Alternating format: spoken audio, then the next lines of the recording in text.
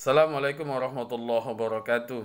Alhamdulillah, mari kita bersyukur kepada Allah atas kesempatannya kembali yang diberikan kepada kita, sehingga kita bisa melanjutkan perkuliahan kita walaupun masih kita lakukan secara daring atau dalam jaringan atau kita sebut dengan online, di mana metode yang saya gunakan masih sama, yaitu dengan menggunakan media YouTube. Pemaparan saya masukkan ke dalam YouTube sehingga Anda bisa melihatnya nanti berulang kali ya. Kalaupun misalkan nanti ada hal-hal yang belum dipahami dan ingin rewind kembali, diulang kembali, Anda bisa melihat nanti di channel YouTube saya. Baik, hari ini adalah pertemuan kita yang ketiga. Pertemuan yang akan membahas satu pembahasan atau materi yang sangat penting di dalam penelitian, yaitu desain penelitian. Pertanyaannya adalah, apa sebenarnya desain penelitian itu?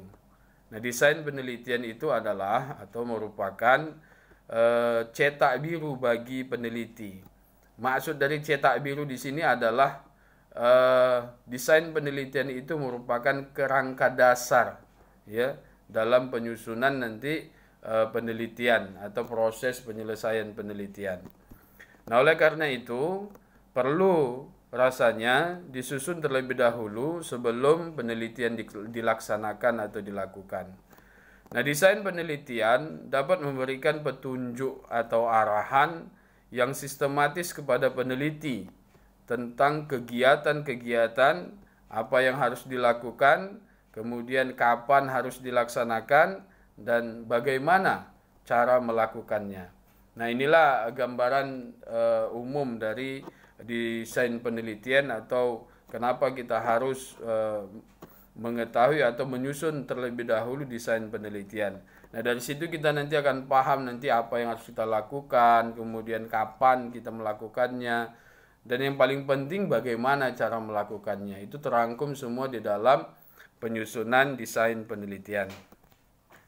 Baik, desain penelitian itu memiliki 6 kategori ya.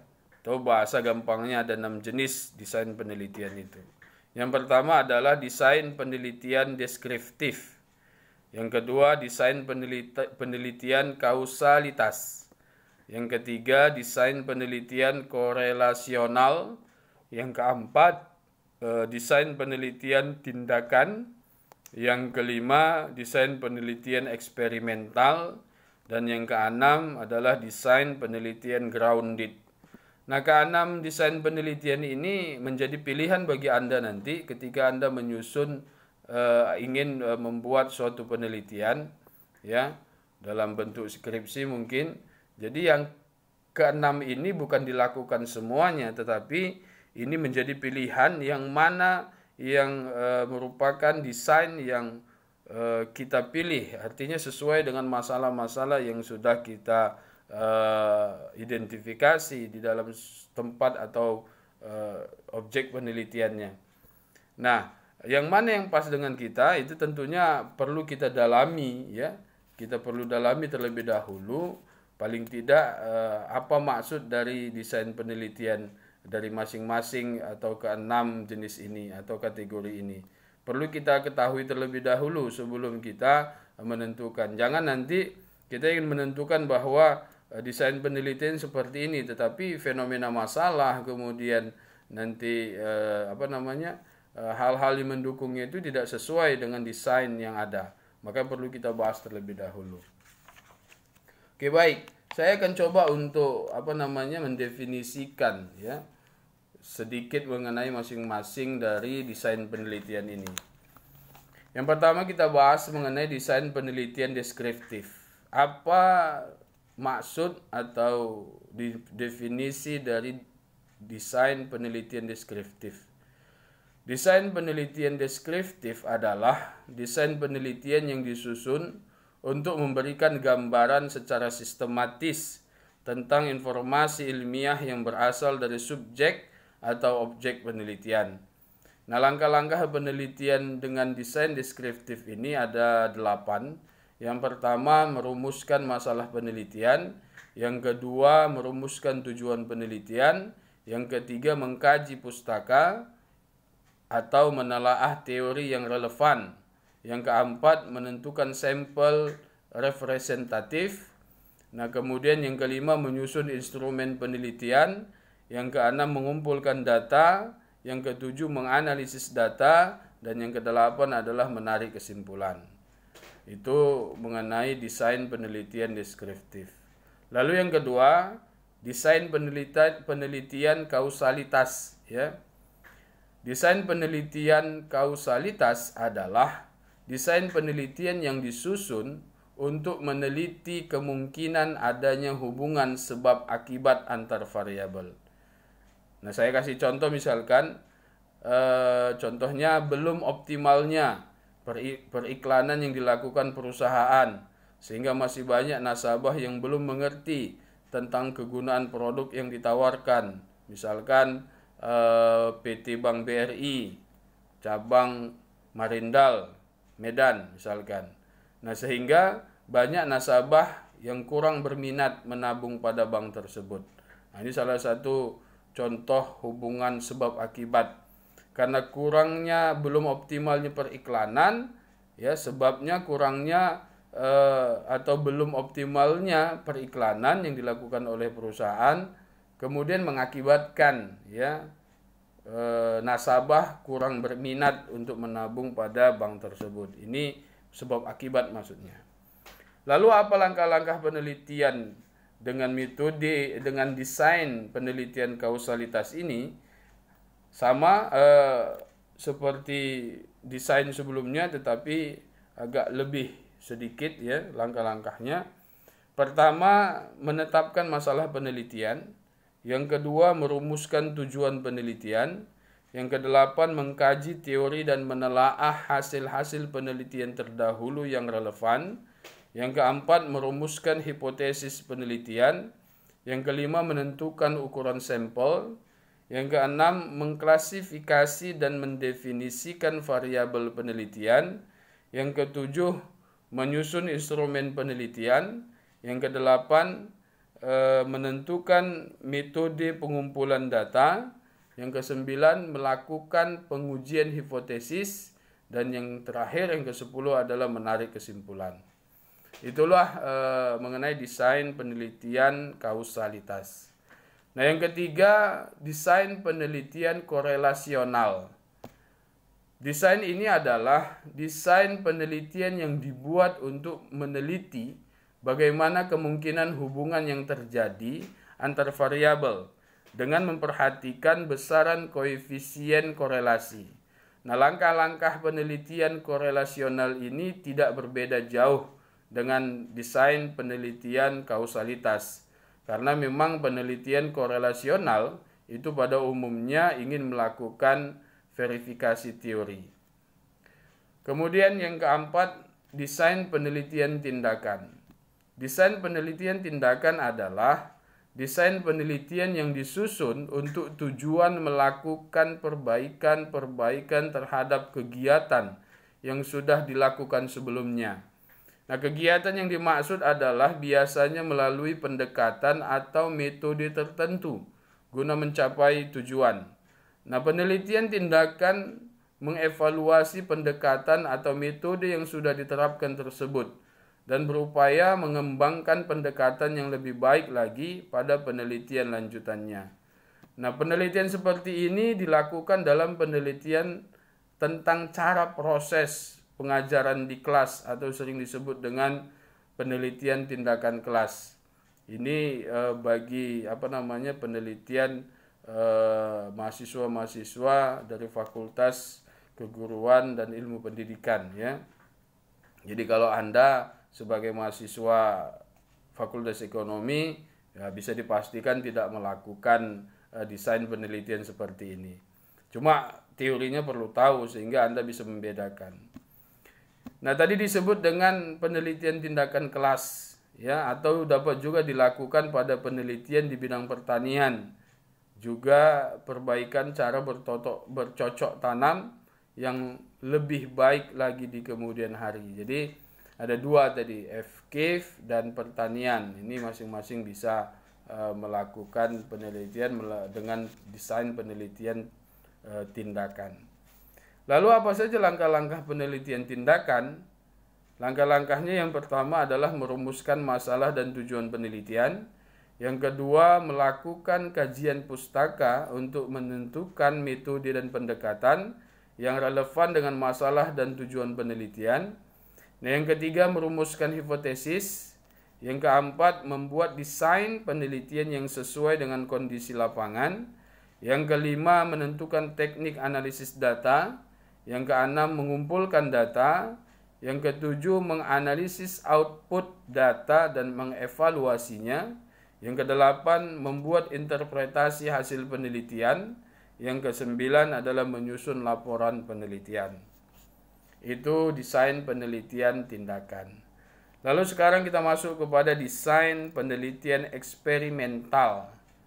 Desain penelitian eksperimental adalah desain penelitian yang disusun dengan tujuan untuk meneliti adanya hubungan kausalitas mengenai sikap tertentu antara kelompok yang diberi perlakuan dengan kelompok lainnya yang tidak ada perlakuan. Nah, contoh misalkan peningkatan kinerja 100 orang karyawan pada perusahaan X dengan membagi dua kelompok karyawan, di mana masing-masing kelompok terdiri dari 50 karyawan. Nah, satu kelompok diberikan perlakuan berupa training budaya kerja, sedangkan yang satu kelompok lagi tidak diikutsertakan dalam pelatihan atau training. Nah, pada saat setelah setahun kemudian dilakukan penilaian atau pengukuran bahwa kelompok yang ikut training memiliki prestasi atau produktivitas yang lebih tinggi dibanding kelompok yang tidak ikut training. Nah, desain penelitian eksperimental terdiri dari dua cara, yaitu yang pertama pretest post-test control group.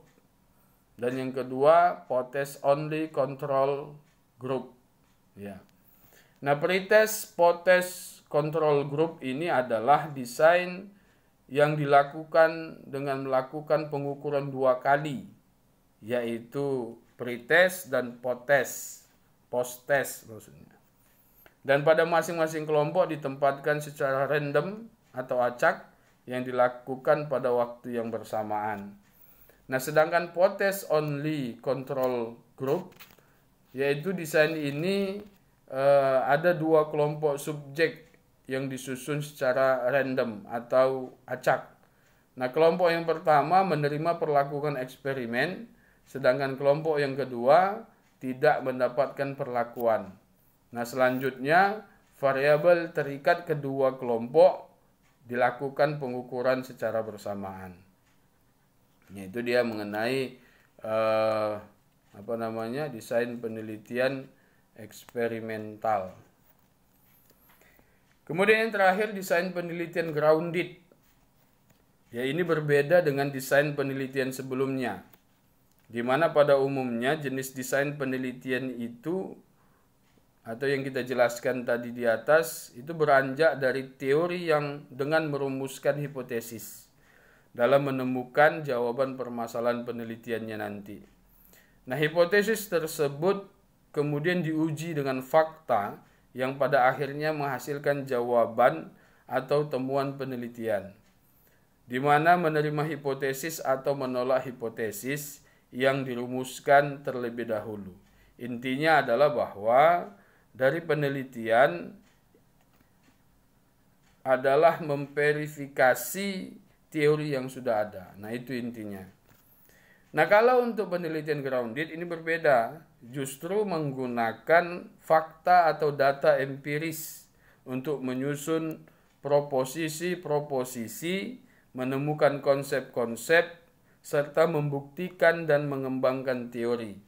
Dengan demikian bahwa desain penelitian grounded adalah desain penelitian yang disusun dengan tujuan untuk membuat generalisasi empiris menetapkan konsep-konsep, serta membuktikan dan mengembangkan teori.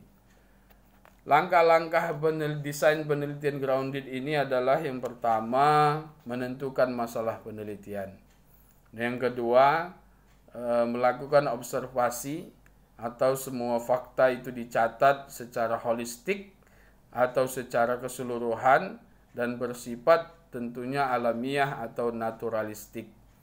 Nah, yang ketiga, melakukan interpretasi fakta, ya, membuat deskripsi tentang fenomena yang diamati. Nah, yang keempat, merumuskan generalisasi yang bersifat teoritis dengan menyusun proposisi atau satu atau dua variabel, konsep dan teori. Nah, yang kelima, menyusun laporan penelitian. Nah, pada dasarnya dari yang 6 tadi, kalau kita press lagi, pada dasarnya desain penelitian itu dikenal dengan 3 bentuk saja sebenarnya. Ya, kalau dari 6 tadi itu mau kita press lagi atau kita ambil lagi intisari dari desain penelitian itu ada 3. Yang pertama, penelitian eksploratif, ya. Ini bertujuan untuk mencari atau merumuskan masalah-masalah dari suatu fenomena, ya, termasuk di dalamnya penelitian sejarah ataupun case study, ya, studi kasus, ya. Yang kedua, penelitian pengembangan. Ini tujuannya untuk mengembangkan teori dan masalah-masalah suatu fenomena yang dihubungkan teori-teori dari suatu ilmu tertentu untuk memecahkan suatu masalah secara rasional. Nah, penelitian ini sifatnya menduga-duga, ya, dan sedikit lebih mendalam dari eksploratif, ya, termasuk di dalamnya nanti survei deskriptif, ya. Kemudian yang ketiga, penelitian verifikatif. Nah, penelitian ini bertujuan untuk menguji hubungan atau kausalitas, correlation, ya, variabel dari hipotesis-hipotesis yang diajukan disertai data empiris. Nah, termasuk di dalamnya nanti penelitian eksperimen dan survei eksploratory. Ya. Nah, penelitian itu merupakan proses terstruktur, ya, sehingga diperlukan aturan atau langkah untuk melaksanakannya. Apa tujuannya? Tujuannya adalah agar proses penelitian dapat diikuti oleh orang lain dengan lebih mudah. Nah, sesuai dengan jenis penelitian, sistematika. Nah, sistematika penelitian dapat dibedakan menjadi 2. Yang pertama, metode penelitian kuantitatif dan metode penelitian kualitatif. Nah, sistematika dalam metode penelitian kuantitatif adalah yang pertama, menentukan atau penentuan variabel yang akan diteliti. Yang kedua, perumusan masalah. Yang ketiga, pengajuan hipotesis. Yang keempat, pelacakan informasi tentang penelitian terdahulu. Yang kelima, pengajuan teori yang akan digunakan sebagai model atau fisikalisasi teori namanya. Yang keenam, penentuan desain penelitian. Yang ketujuh, pengujian hipotesis yang diajukan. Yang kedelapan, penarikan kesimpulan berdasarkan hasil uji hipotesis. Nah, yang kesembilan adalah membuat interpretasi dan kesimpulan atau hipotesis. Nah, sistematika dalam model penelitian kuantitatif adalah yang pertama, dengan menentukan variabel yang akan diteliti. Ini tujuannya untuk memudahkan peneliti memahami konsep penelitiannya. Penting juga pemahaman atas ketertarikan antar variabel sehingga nanti diketahui hubungan kausalitas dan korelasional antar variabel penelitiannya. Yang kedua, perumusan masalah. Ya, ini merupakan titik tujuan aktivitas penelitian dan menjadi acuan pada rumusan masalah yang telah diformulasikan sejak awal. Kemudian yang ketiga, pelacakan informasi tentang penelitian terdahulu. Ya, kita perlu melakukan tracking study atau pekerjaan studi dilakukan agar tidak terjadi repetisi atau bahkan duplikasi tema penelitian. Menjawab siapa, meneliti apa, kapan, di mana, dan bagaimana hasilnya. Ya, jadi perlu kita lacak penelitian terdahulu, jangan sampai nanti itu membuat penelitian kita itu dianggap menduplikasi punya orang gitu. Nah, yang keempat, pengajuan teori yang akan digunakan sebagai model atau fisikalisasi teori. Nah, dalam tahap ini peneliti harus melakukan dua hal. Yang pertama, membangun teori baru yang membangun teori baru yang akan diuji dalam penelitian. Nah, yang kedua, pengajuan rancang teori yang dimiliki. Nah, teori itu dapat berupa teori baru yang dibangun dari kajian atas beberapa teori terdahulu dan model yang ingin diuji secara empiris. Yang kelima, pengajuan hipotesis.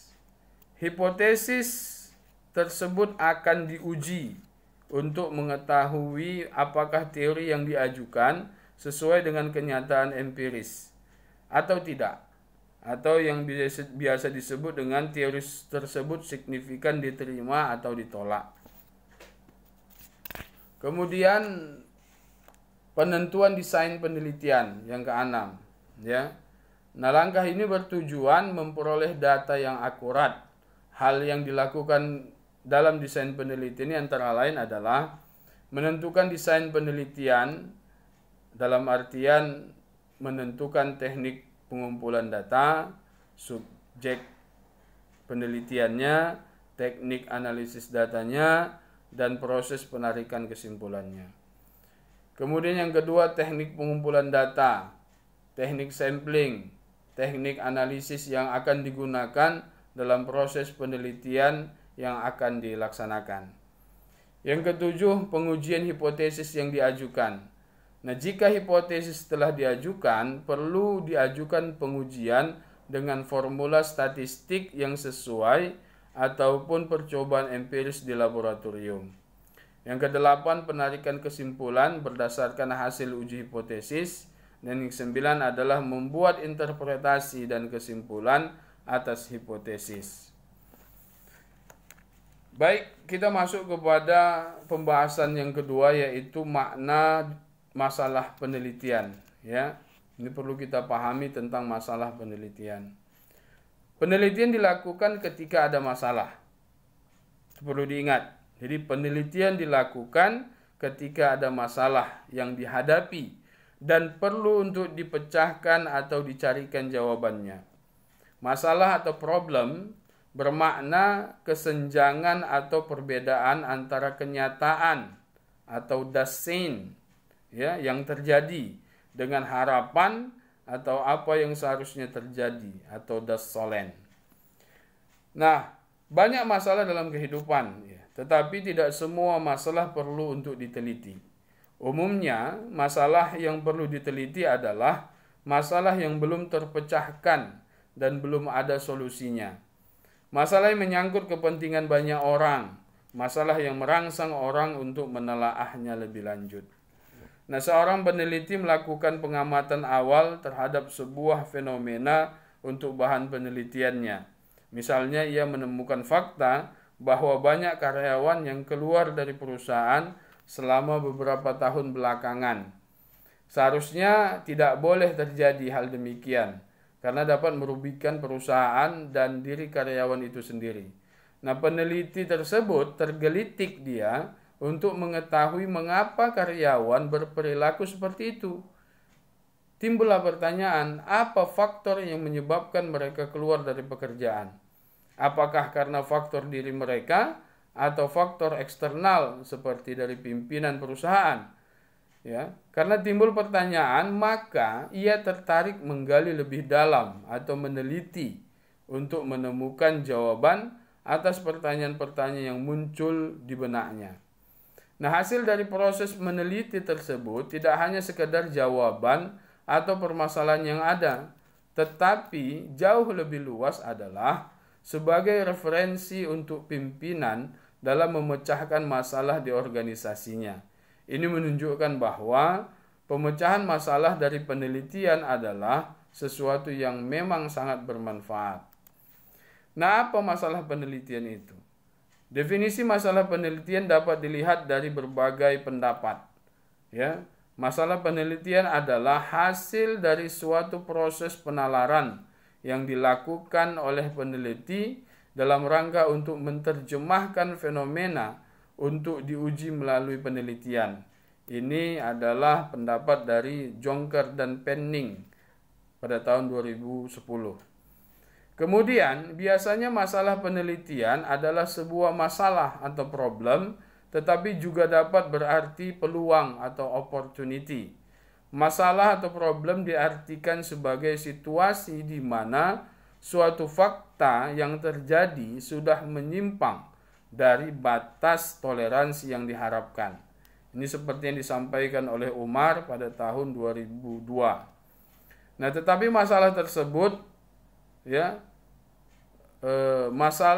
masalah adalah sebuah masalah yang tidak terlalu berarti bahwa ada sesuatu yang secara serius salah. Namun suatu masalah bisa saja merupakan minat, ketertarikan, rasa penasaran terhadap sesuatu. Ini maksudnya adalah, saya jelaskan kembali bahwa sebuah masalah tidak selalu berarti ada sesuatu yang secara serius salah. Jadi tidak sepenuhnya bahwa masalah itu merupakan hal yang salah. Tapi bisa juga ini dalam bentuk minat, ketertarikan, rasa penasaran, dan lain-lain. Ya. Ini sesuai dengan apa yang disampaikan oleh Sekaran tahun 2006. Kita bisa lihat contoh di bawah ini. Ya. Yang pertama misalkan harapan manajer. Penjualan terus-menerus mengalami peningkatan, tetapi kenyataannya penjualan naik turun. Kemudian harapan atasan bahwa kinerja karyawan cukup tinggi. Kenyataannya masih banyak karyawan yang berkinerja buruk. Kemudian yang ketiga, harapan konsumen produk berkualitas tinggi, tapi kenyataannya produk banyak yang buruk kualitasnya. Ini masalah-masalah yang ada. Jadi kita itu harus mampu melakukan pengamatan awal, melihat ya masalah-masalah yang terjadi. Jadi masalah itu tadi adalah ketika harapan dengan fakta itu tidak sesuai atau berseberangan. Masalah dalam contoh di atas itu merupakan sesuatu yang negatif, ya, negatif itu, tetapi tidak diharapkan, tidak sesuai dengan keinginan tentunya. Nah, oleh karena itu perlu diteliti mengapa hal tersebut terjadi. Nah, namun demikian, seperti dikemukakan sebelumnya, konteks masalah bukanlah sesuatu yang negatif saja. Masalah bisa bermakna lebih luas lagi. Nah, seperti adanya ketertarikan bagi peneliti untuk menelitinya. Contoh misalkan peneliti tertarik meneliti masalah jejaring sosial. Peneliti tidak ingin melihat sisi negatifnya, tetapi ia begitu tertarik atau dia tertarik akan jejaring sosial yang tergolong fenomena baru dalam dunia internet. Nah, yang kedua, misalkan peneliti ingin memahami bagaimana pola perilaku orang dalam memilih smartphone misalkan sebagai sistem operasi komputer yang bersifat open source. Nah, ia tidak bermaksud meneliti sisi negatifnya, tetapi ingin mengeksplorasi fenomena tersebut. Nah, contoh-contoh di atas juga tergolong masalah penelitian. Walaupun bukan sesuatu yang negatif, tetapi perlu untuk diteliti. Umumnya, munculnya ketertarikan tersebut adalah karena terbatasnya informasi mengenai masalah itu. Nah, apabila masalah penelitian hanya dimaknai sebagai sesuatu yang negatif atau menyimpang dari yang seharusnya saja, maka penelitian tidak akan menghasilkan produk-produk yang inovatif. Walhasil, peneliti hanya akan meneliti masalah-masalah yang pernah diteliti saja, oleh orang lain. Nah, perlu kita cermati bahwa temuan-temuan yang bermanfaat bagi kehidupan manusia selama ini banyak dihasilkan dari budaya, dari adanya inovasi masalah. Ketiadaan produk, ya ketiadaan maksudnya. Aduh, agak beribet lidah saya. Ketiadaan membuat orang melakukan penelitian. Kelangkaan membuat lahirnya produk-produk alternatif. Keingintahuan mendalam membuat munculnya informasi-informasi terbaru yang belum ada sebelumnya. Lalu muncul pertanyaan, apakah ketiadaan, kelangkaan itu masih tergolong makna masalah yang notabene-nya adalah perbedaan antara harapan dan kenyataan? Nah, jawabannya iya, betul. Ya, misalnya ketiadaan ini adalah perbedaan antara harapan dan kenyataan. Seharusnya sesuatu ada, tapi kenyataannya tidak ada. Ini menjadi masalah dan perlu untuk diteliti agar menjadi ada. Kelangkaan ini adalah perbedaan antara harapan dengan kenyataan. Seharusnya sesuatu tidak langka, tetapi kenyataannya langka. Ini perlu untuk diteliti agar kelangkaan menjadi berkurang akibat munculnya produk alternatif dari hasil penelitian. Nah, apa kesimpulannya? Kesimpulannya adalah masalah bisa bermakna beragam, yakni sesuatu yang negatif, padahalnya seharusnya positif. Nah, masalah adalah ketiadaan, keinginan kita seharusnya ada. Masalah adalah kelangkaan, seharusnya tersedia selalu atau tidak langka. Masalah adalah kemunduran, seharusnya sesuatu terus mengalami kemajuan. Masalah adalah keraguan, seharusnya sesuatu itu meyakinkan, tidak menimbulkan tanda tanya, iya atau tidak, benar atau salah, tinggi atau rendah. Itu terkait dengan masalah penelitian. Lalu kita kaitkan masalah penelitian dengan variabel penelitian. Nah, membicarakan masalah penelitian tidak bisa terlepas dari membicarakan variabel penelitian. Sesuatu yang menjadi masalah penelitian akan dinyatakan dalam bentuk variabel penelitian. Apa itu variabel? Variabel adalah suatu sifat-sifat yang dipelajari, suatu simbol atau lambang yang padanya melekat bilangan atau nilai, dapat dibedakan, memiliki variasi nilai atau perbedaan nilai. Ini pendapat dari Bernard tahun 2000 dan Kerlinger tahun 2000 juga. Nah, misalnya motivasi kerja. Motivasi kerja dapat digolongkan dari motivasi kerja rendah sampai ke motivasi kerja yang tinggi. Maka motivasi kerja dikatakan sebagai variabel karena dapat memiliki perbedaan nilai. Jenis kelamin juga dapat menjadi variabel karena jenis kelamin dibedakan menjadi dua, laki-laki dan perempuan. Tingkat penjualan adalah juga variabel, ya. Ada penjualan sesuai dengan target dan ada penjualan yang tidak mencapai target. Laba juga merupakan contoh variabel karena sebuah perusahaan dapat mencapai laba atau rugi.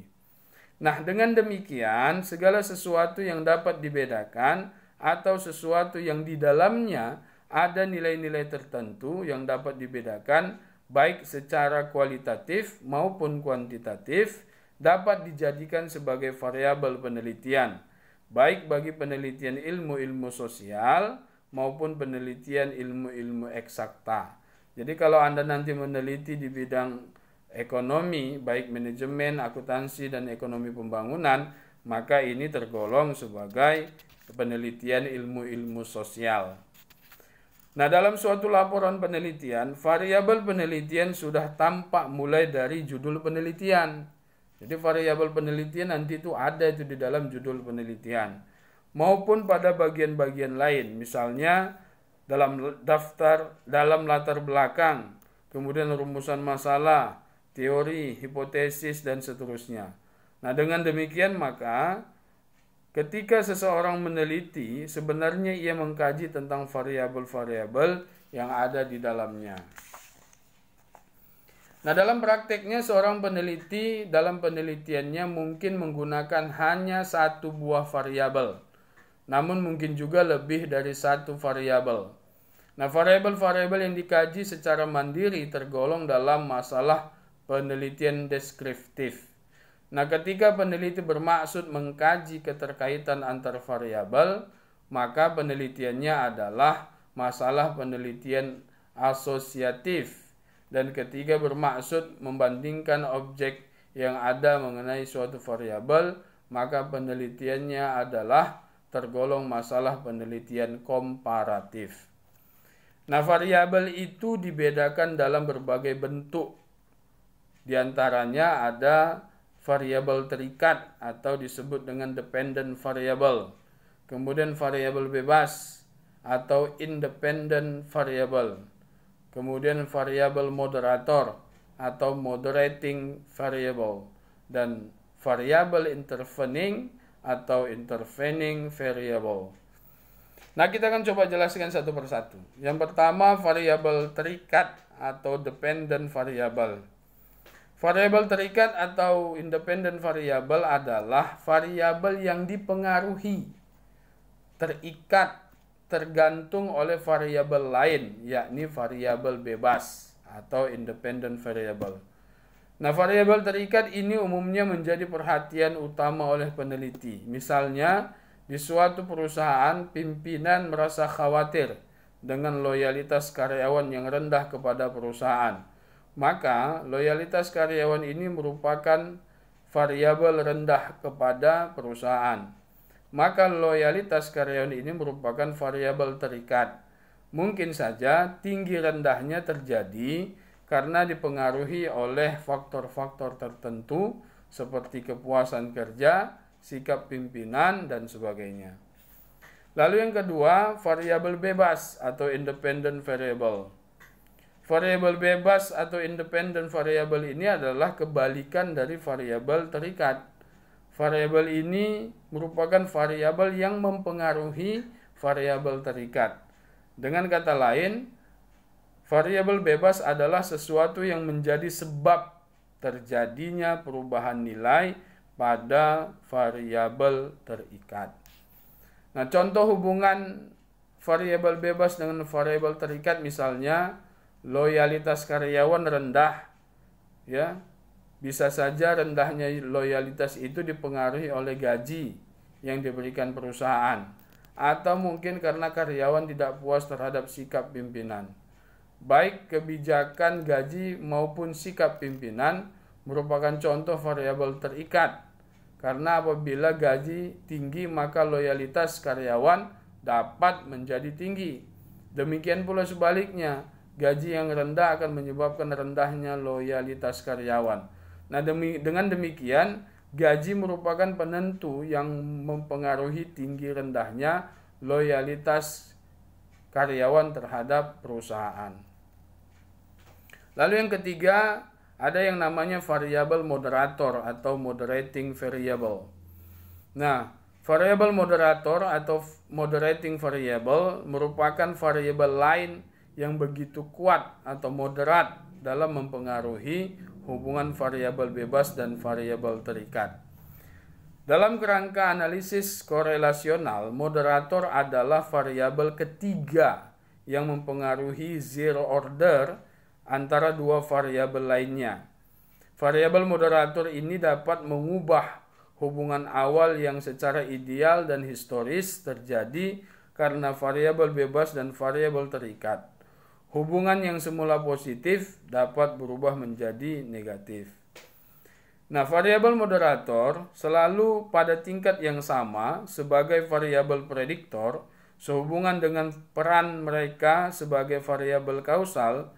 Ini berarti bahwa dalam model apapun mereka adalah merupakan anteseden, eksogen, atau variabel bebas terhadap variabel dependent. Dengan kata lain, variabel moderating adalah variabel yang dapat memperkuat tetapi juga mungkin dapat memperlemah hubungan antara variabel bebas dan variabel terikat. Nah, hubungan variabel bebas dan variabel terikat tergantung kepada nilai variabel moderator. Misalnya, hubungan antara gaji dengan kinerja karyawan. Dalam teori dikatakan apabila gaji tinggi maka kinerja karyawan juga akan menjadi tinggi. Tetapi faktanya tidak demikian. Kinerja karyawan rendah walaupun gaji tinggi. Ini tentunya bertentangan dengan teori yang ada. Nah, hal apa yang menyebabkan terjadinya kondisi seperti itu? Nah, hal ini kemungkinan misalkan disebabkan disiplin karyawan yang buruk. Nah, dari contoh di atas, disiplin itu berperan sebagai variabel moderator. Ya, disiplin bisa memperkuat hubungan gaji dengan kinerja apabila disiplin karyawan bagus. Tetapi disiplin juga dapat memperlemah hubungan tersebut apabila disiplinnya rendah. Nah, walaupun gaji tinggi, karyawan tidak mungkin akan berkinerja baik. Nah, pelibatan model variabel moderator dalam suatu penelitian harus merujuk kepada teori. Nah, agar peneliti tidak salah dalam menempatkan suatu variabel sebagai variabel moderator. Nah, itu mengenai variabel moderator atau moderating variable. Nah, sekarang yang keempat, yang terakhir adalah variabel intervening atau intervening variable. Nah, variabel intervening banyak dibicarakan dalam literatur ilmu perilaku. Dikenal dengan nama lain, misalnya mediator variable, kemudian indirect effects, dan intermediate variable. Nah, variabel intervening atau intervening variable disebut juga sebagai variabel antara, ya, yakni variabel yang menjadi perantara hubungan variabel bebas dan variabel terikat. Nah, dengan demikian variabel intervening adalah merupakan variabel penghubung. Nah, perbedaan antara variabel moderator dan dengan intervening adalah variabel moderator adalah mengenai if defense, sedangkan variabel intervening adalah mengenai why and how. Variabel moderator menangani keadaan yang akan mengubah dukungan sederhana antara variabel independen dan dependen. Sementara variabel intervening menyangkut masalah memahami mengapa dan bagaimana relasi atau hubungan ada dan bisa terjadi, serta bisa berhubungan secara kuat. Nah, variabel moderator menjelaskan keadaan yang menyebabkan hubungan yang lemah atau ambigu atau tidak jelas antara dua variabel yang diharapkan memiliki hubungan yang kuat. Nah, pola hubungan variabel yang di dalamnya terdapat variabel intervening, ya bisa Anda lihat di materi Anda, ya. Sebagai ilustrasi, pelayanan mempengaruhi loyalitas pelanggan. Tetapi sebelum terbentuk loyalitas, sang pelanggan perlu merasakan kepuasan. Nah, pelayanan yang baik akan menciptakan kepuasan pelanggan, dan pelanggan yang merasa puas akan menciptakan loyalitas di dalam diri pelanggan. Nah, penentuan variabel intervening di dalam penelitian juga tidak boleh sembarangan, ya, tetapi harus merujuk kepada teori yang telah teruji. Dalam penelitian-penelitian yang menggunakan teknik analisis jalur atau path analysis, variabel intervening seperti di atas selalu dilibatkan, dan di pelibatan itu karena didasari oleh teori yang mendukung. Ada beberapa hal yang perlu dipertimbangkan dalam membangun variabel intervening di dalam sebuah model regresi. Variabel independen harus mempengaruhi variabel intervening dalam persamaan pertama. Nah, variabel independen harus ditampilkan untuk mempengaruhi variabel dependen dalam persamaan kedua. Nah, variabel intervening harus mempengaruhi variabel dependen dan persamaan dalam persamaan ketiga. Itu mengenai jenis-jenis variabel. ya.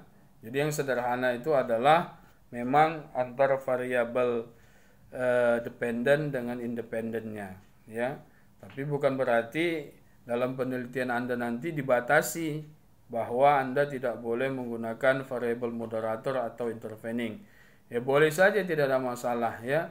Semakin Anda merasa tertarik dan tertantang, ini tentunya pekerjaan Anda itu ya pasti akan membutuhkan sesuatu yang lebih tinggi lagi, ya. Nah, tetapi kalau Anda mampu, wah ini luar biasa, ya. Luar biasa. Kemudian materi selanjutnya mengenai menetapkan masalah, topik dan judul penelitian, ya. Nah, topik penelitian adalah pokok-pokok masalah yang akan dijadikan objek penelitian atau objek pembahasan karya ilmiah dalam suatu kejadian atau peristiwa atau fenomena, ya.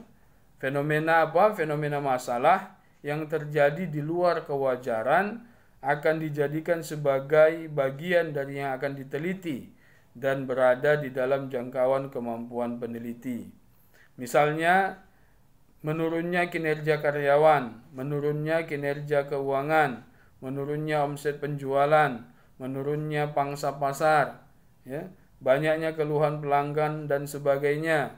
Nah, untuk menyusun rencana pendidikan, ya, diperlukan diperlukan berbagai perpustakaan seperti textbook, buletin atau jurnal penelitian dan sebagainya yang tersedia di perpustakaan-perpustakaan.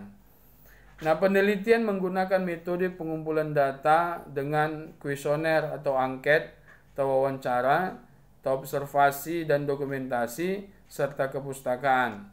Nah, memilih topik penelitian perlu mempertimbangkan 4 hal. Yang pertama, sumber data atau kepustakaan guna mengembangkan penelitian. Yang kedua, teknik pengumpulan data atau informasi yang harus dipahami. Yang ketiga, tidak ada faktor-faktor pribadi atau dalam diri peneliti dan faktor luar yang akan menjadi kendala dalam kegiatan pengumpulan data. Nah, yang keempat, kadang-kadang ada data yang hanya dapat diperoleh tergantung pada waktu tertentu, sehingga tidak dapat memperoleh karena keterbatasan tersebut dan juga disebabkan keterbatasan dana. Nah, yang menjadi pertimbangan dalam pemilihan topik adalah berdasarkan 2 hal, ya, berdasarkan beberapa hal tadi. Yang pertama, sumbangan hasil penelitian terhadap minat akademis atau academic interest. Nah, hal ini merupakan berupa materi pengetahuan atau tata kerja atau metodologi topik yang dipilih harus membuahkan masalah baru agar dapat memenuhi minat akademis atau academic interest dan minat masyarakat luas atau social interest. Nah, kegunaan praktis dari hasil penelitian akan mempunyai manfaat besar sebagai dasar membuat kebijakan ke depan. Nah, oleh sebab itu, dalam pemilihan topik perlu mempertimbangkan kebutuhan masyarakat dan perusahaan. Kemudian, sifat topik yang tidak duplikasi. Nah, pengulangan topik dapat dianggap tidak duplikasi. Dengan kata lain, duplikasi dibolehkan secara ilmiah yang disebut dengan replikasi. Nah, apabila dianggap suatu objek penelitian memerlukan pengolahan ulang karena perubahan situasi yang terjadi pada saat penelitian terdahulu dilakukan atau penelitian terdahulu masih diragukan validitasnya, dan teknik analisisnya kurang tepat dan metode pengumpulan datanya kurang sesuai, maupun apabila objek penelitian di daerah tertentu yang berbeda, maka pengulangan topik tersebut dapat dilakukan. Kemudian, pemilihan judul penelitian. Pada umumnya, mahasiswa itu masih belum memahami bagaimana timbulnya suatu penelitian dan sering mengartikan topik sama dengan judul, padahal tidak sama antara topik dengan judul penelitian. Itu harus diingat, ya. bahwa topik penelitian itu berbeda dengan judul penelitian. Suatu judul penelitian muncul berdasarkan topik yang diajukan, ya, yaitu dari fenomena masalah yang terjadi di perusahaan ataupun di masyarakat di luar kewajaran. Nah, dari fenomena tersebut dijumpai beberapa variabel bebas atau independent variable dan variabel terikat atau tergantung dependent variable. Nah, berdasarkan fenomena masalah tersebutlah muncul judul penelitian yang akan diajukan oleh dosen pembimbing. Nah, judul penelitian dapat bersifat sementara atau tentatif dan dapat ditetapkan pada waktu berikutnya apabila diperlukan ada perbaikan. Nah, judul penelitian pada dasarnya merupakan kalimat pernyataan dan bukan pertanyaan. Nah, harus jelas dan tidak rancu serta bertele-tele. Harus singkat dan mudah dipahami para pembaca. Nah, judul harus merupakan pencerminan dari seluruh karya tulis agar para pembacanya dan bagi penulisnya dapat segera menduga tentang materi dan permasalahan, objek dan tujuan penelitiannya. Nah, oleh sebab itu bahwa judul penelitian merupakan kompas atau petunjuk dalam penyusunan atau menyusun tulisan karya ilmiah tersebut. Nah, setelah ditetapkan judul penelitian, ya, maka perlu diketahui arti metode riset.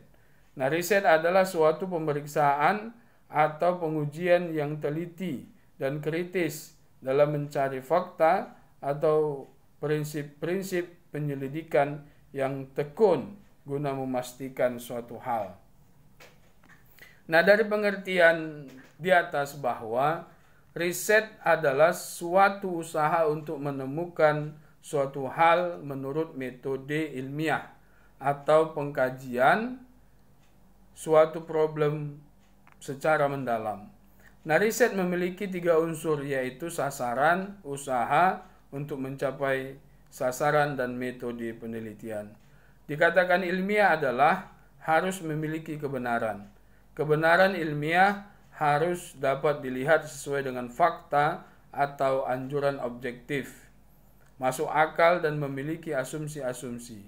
Oleh karena itu, kebenaran ilmiah harus sesuai dengan aturan. Aturan yang artinya harus memiliki metode. Metode atau metoda dapat diartikan sebagai suatu cara untuk memeriksa sesuatu. Nah, ciri utama metode bersifat empiris atau pengalaman yang benar. Metode harus baik dan tepat, sebab metode riset ilmunya disebut metodologi penelitian. Nah, kriteria riset ilmiah ada 6 kriteria, yaitu yang pertama, berdasarkan fakta yang benar atau tidak kira-kira atau menurut legenda. Ya, jadi mesti fakta yang benar. Yang kedua, bebas dari prasangka atau harus dengan bukti yang benar, lengkap dan objektif. Yang ketiga, menggunakan analisis yang logis. Yang keempat, harus menggunakan hipotesis. Yang kelima, menggunakan ukuran yang objektif sesuai tahapan hasil yang dicapai. Yang keenam, menggunakan teknik kuantifikasi yang artinya harus dengan pemakaian data yang masih dapat dikuantifikasi. Nah, pertanyaan yang selalu timbul dalam benak peneliti pemula atau nanti Anda akan mengalaminya, manakah yang terlebih dahulu dilakukan, membuat judul penelitian atau menentukan masalah? Nah, di dalam laporan penelitian terlihat seolah-olah judul penelitian lebih dahulu hadir, baru kemudian ada masalah. Nah, ini salah. Sebenarnya tidak demikian. Nah, judul penelitian ada karena terlebih dahulu telah diterapkan masalahnya. Apabila masalah telah ditemukan, maka akan mudah bagi peneliti untuk menyusun suatu judul penelitian. Nah, kegiatan menemukan masalah disebut dengan eksplorasi masalah, identifikasi masalah, atau mengenali masalah. Nah, kegiatan tersebut dilakukan atas dasar pikir berpikir anteseden dan preseden. Anteseden adalah berpikir menyusur ke belakang dalam menemukan faktor-faktor yang menyebabkan masalah atau isu utama yang dipilih. Sedangkan preseden adalah berpikir ke depan, yakni memikirkan dampak yang timbul akibat masalah atau isu utama. Nah, mengidentifikasi dengan pendekatan anteseden dan preseden paling sesuai digunakan untuk penelitian yang menggunakan pendekatan kausal atau sebab akibat. Nah, pendekatan kausal ini menarik untuk digunakan dalam penelitian bisnis, karena pada dasarnya suatu fenomena di dalam bisnis tidak berdiri sendiri, tetapi ia dapat dipengaruhi oleh sesuatu faktor atau berdampak terhadap sesuatu hal. Nah, untuk memahami bagaimana mengidentifikasi masalah dengan cara berpikir anteseden dan preseden, langkah paling awal adalah menetapkan masalah atau isu utama. Satu masalah atau isu utama sangat penting ditentukan terlebih dahulu. Mustahil peneliti mampu mengidentifikasi banyak masalah atau isu. Hal ini penting dilakukan agar peneliti lebih bisa berkonsentrasi kepada suatu permasalahan saja. Nah, masalah atau isu utama dipilih karena adanya indikasi, gejala atau simptom, ya, simptom. Indikasi, gejala atau simptom ini penting perlu diidentifikasi dari referensi ilmiah untuk menunjukkan bahwa masalah atau isu utama tersebut adalah sebuah fenomena yang penting untuk diteliti.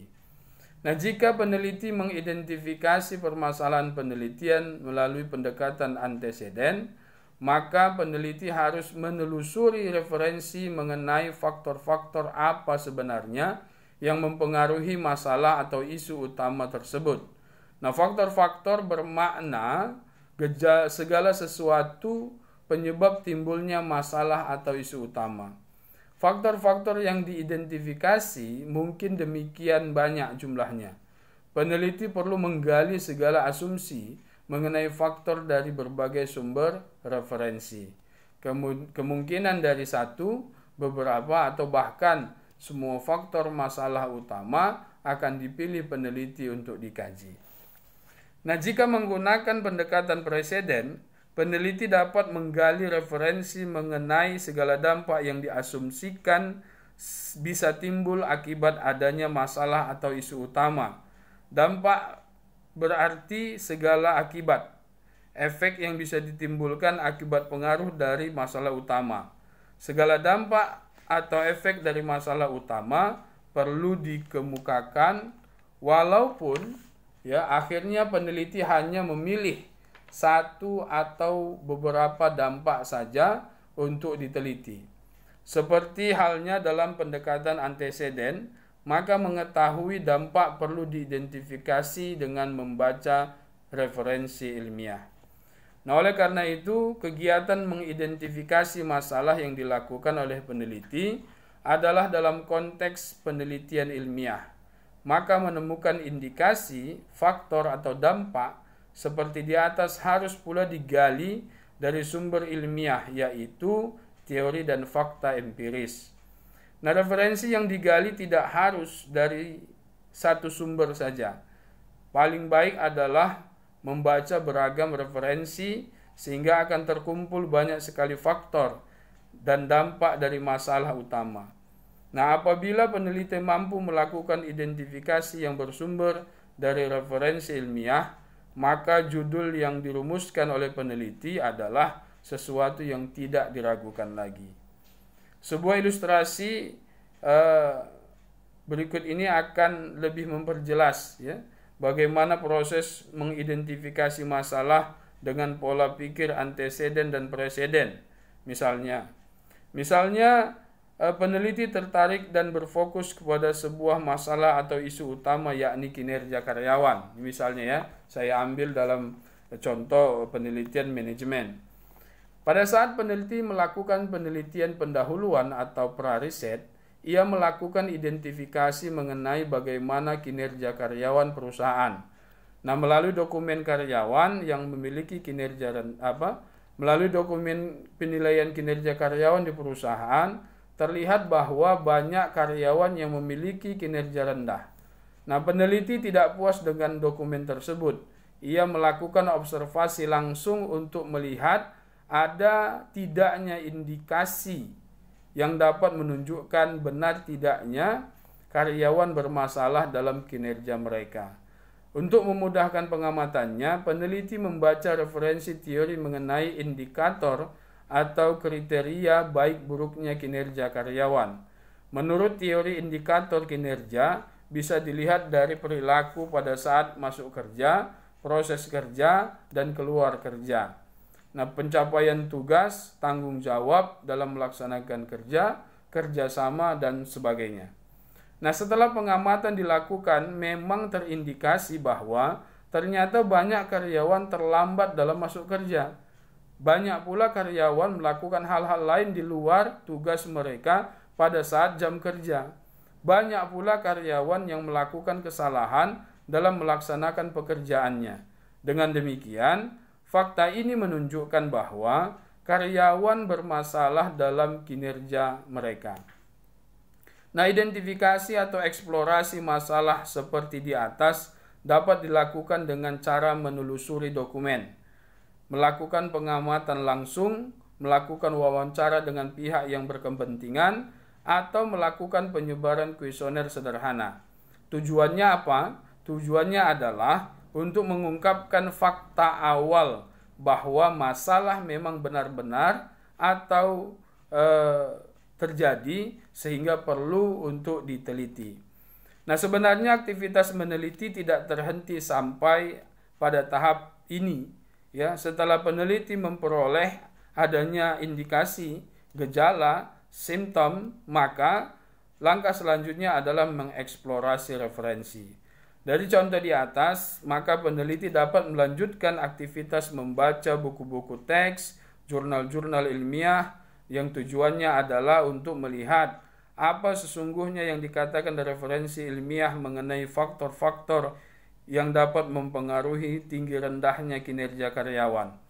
Misal referensi dari teori di buku teks dan hasil penelitian empiris orang lain menyatakan bahwa ternyata tinggi rendahnya kinerja karyawan adalah karena dipengaruhi oleh masalah kemampuan atau ability karyawan, motivasi karyawan, dan dukungan atau support dari perusahaan.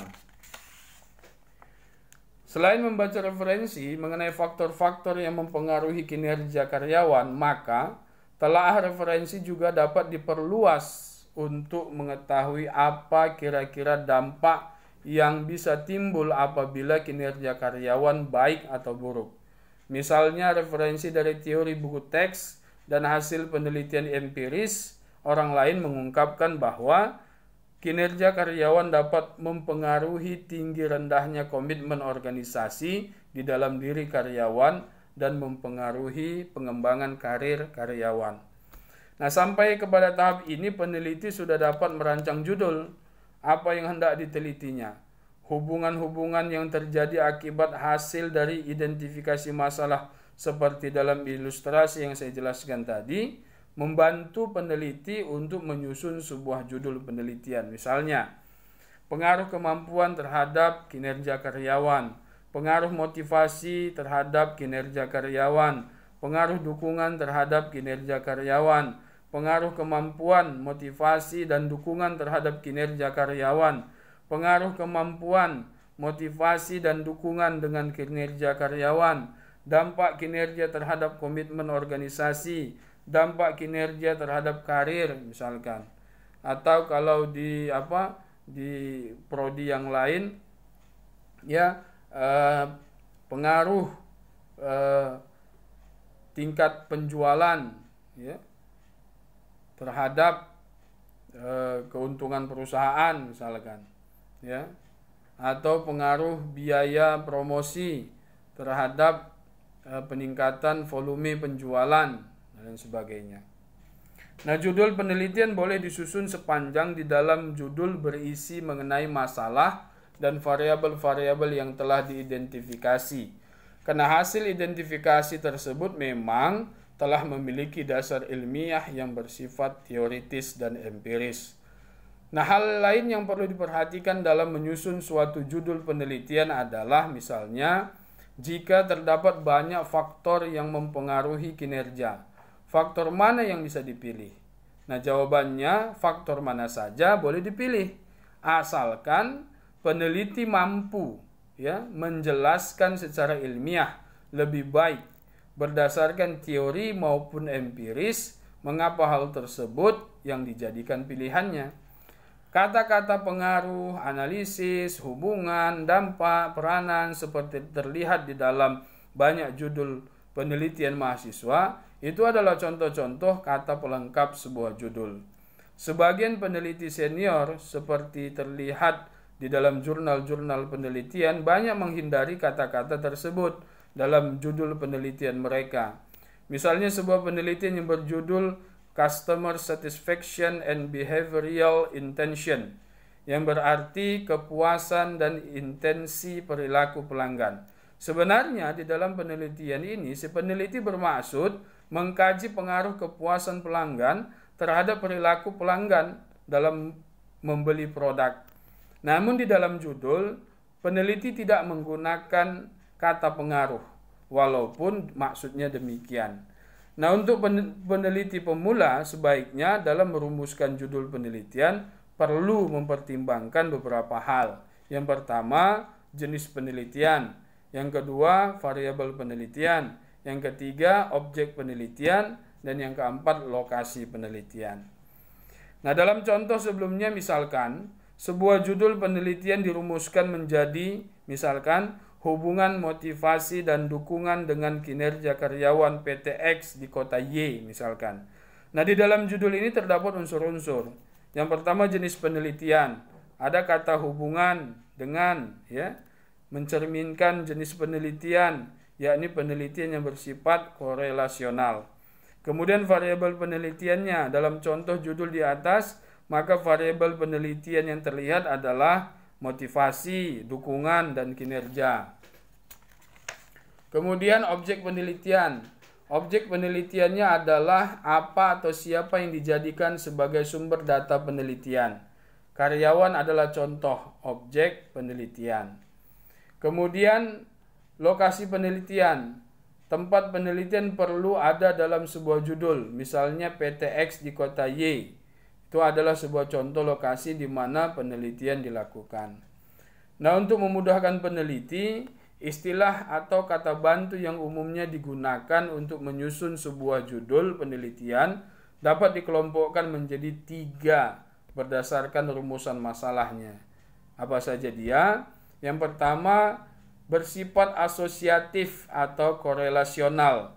Misalnya pengaruh terhadap, hubungan terhadap, dampak terhadap, peranan terhadap, dan lain-lain.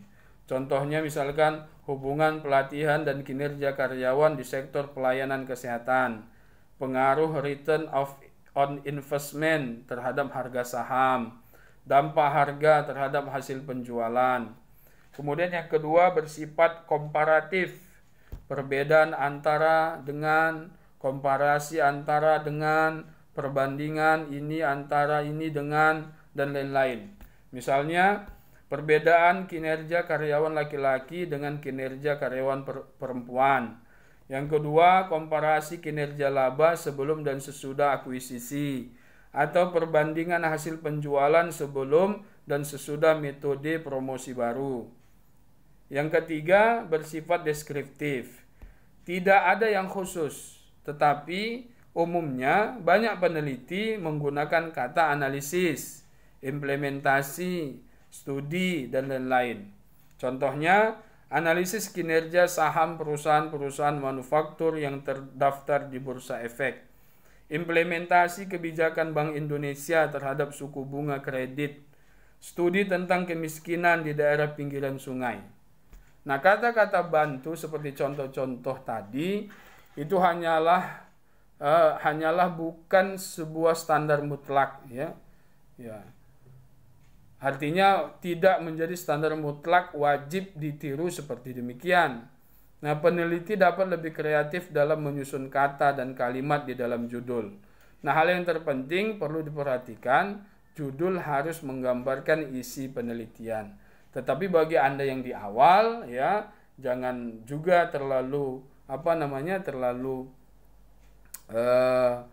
berani mengambil sesuatu yang belum dia pahami. Kalau bisa penelitian itu memang diawali dari sesuatu yang dia pahami, ya, dia terlebih dahulu dia pahami, dia kuasai, baru nanti sedikit demi sedikit dia meningkat ke arah penelitian yang memang lebih bagus lagi.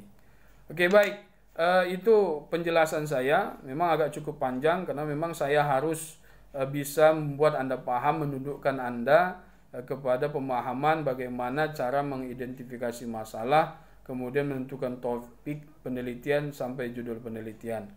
Nah, untuk tugas mandiri Anda pada pertemuan hari ini adalah saya menginginkan kepada Anda itu melakukan suatu observasi awal atau identifikasi masalah ke tempat-tempat yang memang bisa dijadikan sebagai tempat penelitian seperti perusahaan-perusahaan, kemudian instansi pemerintah, BUMN, BUMS, atau memang perusahaan-perusahaan berskala lebih rendah tetapi minimal CV lah, ya, CV yang mempekerjakan, kalau dia manajemen itu mempekerjakan karyawan yang bisa dikatakan lebih dari 30 orang misalkan.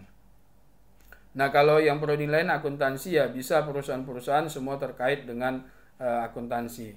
Tapi intinya adalah tugas mandirinya adalah yang pertama Anda mencari fenomena masalah, mengidentifikasi fenomena masalah. Terlebih dahulu nanti Anda tentukan tempat Anda untuk menemukan fenomena masalah itu di mana, ya. Anda tentukan. Kemudian setelah itu nanti Anda lakukan pengamatan. Anda cari, Anda temukan apa saja masalah-masalah yang terjadi di sana.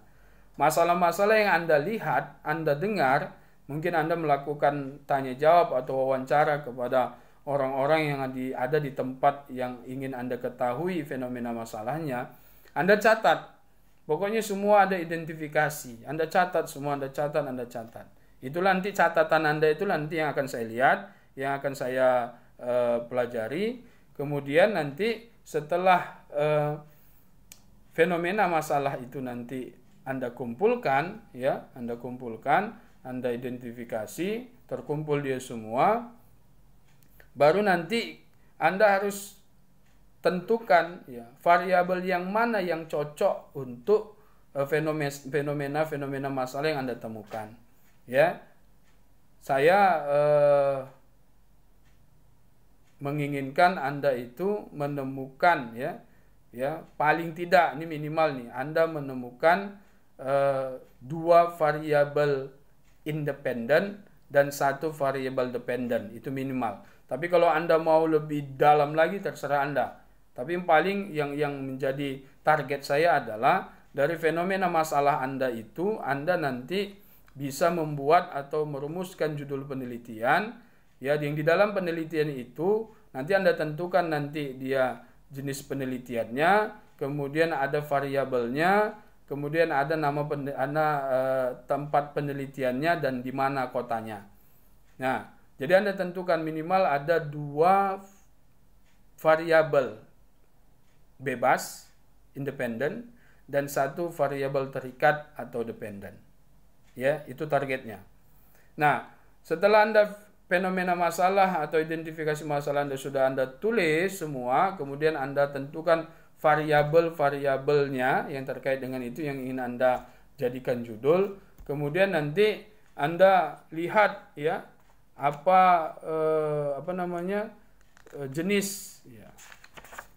jenis penelitiannya apa. Setelah ada nanti terkumpul keempat hal ini, ada jenis penelitiannya, ada variabel penelitian, ada objek penelitian, ada lokasi penelitian. Anda harus mampu membuat satu judul. membuat satu judul penelitian. Nah, tentunya nanti Anda akan tulis ya, Anda tulis tangan ya, Anda tulis tangan saja, Anda tulis, kemudian nanti setelah itu Anda buat variabelnya, Anda buat jenis penelitiannya, di mana perusahaan tempat Anda observasi tadi, Anda temukan masalahnya, kemudian di kota mana.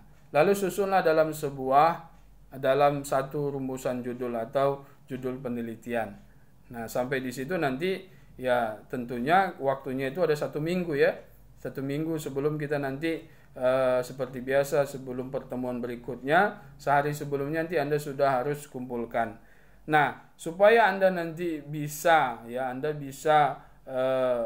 mendapat nilai yang baik dari tugas mandiri ini, kalau bisa jangan sehari sebelum baru Anda kumpul. Kenapa? Karena akan saya koreksi kembali. Ya, saya setiap pekerjaan atau tugas yang saya berikan, Anda kumpulkan, itu akan saya koreksi. Kalau salah akan saya minta untuk diperbaiki. Ya, jadi kalau bisa secepat mungkin kerjakan supaya bisa kita koreksi. Nanti kita kaji atau kita diskusikan di dalam grup kita. Itulah sebagai modal kita untuk berdiskusi. Ya, paham ya? Baik. Itu saja pemaparan materi dari saya dan penyampaian tugas mandiri untuk pertemuan kali ini. Terima kasih. Mohon ya, ini sudah mulai ke arah yang lebih tinggi lagi materi-materinya. Jadi jangan cukupkan dengan pemaparan yang saya berikan saja, tetapi Anda harus bisa mencari referensi-referensi buku dan jurnal-jurnal, dan bacalah ya. Semakin banyak Anda membaca buku dan jurnal-jurnal itu, tentunya nanti Anda akan lebih mampu untuk memahami bagaimana sebenarnya metode penelitian itu. Terima kasih ya. Tetap semangat ya. Kerjakan semua apa yang saya perintahkan. Mudah-mudahan kita semua dipahamkan oleh Allah Subhanahu wa taala untuk ilmu metode penelitian ini. Terima kasih. Nasrun minallah wa fathun qarib wa basyiril mu'minin. Assalamualaikum warahmatullahi wabarakatuh.